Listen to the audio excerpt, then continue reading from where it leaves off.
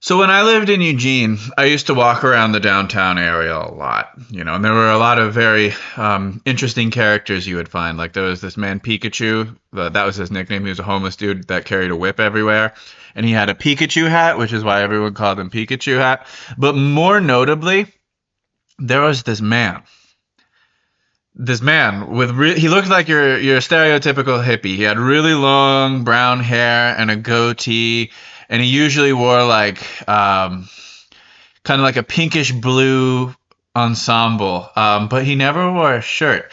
And it was really funny because he had massive titties. And this one day, well, it was like the first time I saw him, I was like, "Oh my god, that man has massive titties." And they weren't just like tiny titties. This man had like a buxom chest that was just like flop everywhere. Every time every time he walked, his titties would flop, and it was really funny. So there was one time weed had just been made legal, and I go into the weed store, and I step up to the counter. There's this big glass window that shows the sidewalk outside the establishment of the weed recreational center, and I hand the guy my ID so that he can register me into the system.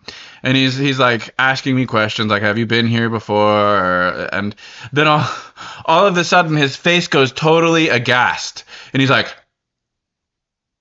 He just has like the biggest like what was that face, and immediately I knew I knew what he was thinking. I knew what it was looking at because I turned around and right behind me was this man walking around town with big floppy titties, and he was like he looked like he had just seen a ghost.